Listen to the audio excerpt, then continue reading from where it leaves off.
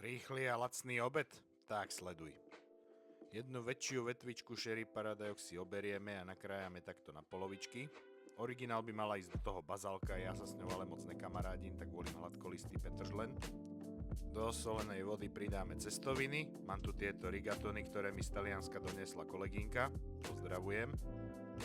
Uvaríme ich tak cca na polovičku, do panvice rozohriať olivový olej a dáme si zatiahnuť 2 strúčiky cesnaku.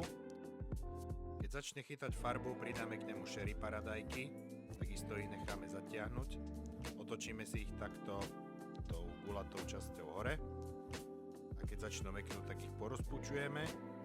Pridáme tu nasekanú petržlenovú vňať, čerstvo namleté čierne korenie a sol, pridáme jednu naberačku vody z cestovín a tú cestovinu v tej omáčke dovaríme.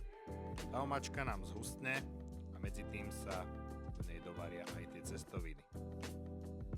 Nakoniec si to podľa chutí a stupňa hladu naložíš na tanier, pridáš ešte trošku omáčky a z vrchu to zasypeš strúhaným parmezánom, granou padano alebo proste syrom, ktorý máš rád a dozdobíš nejakou bylinkou.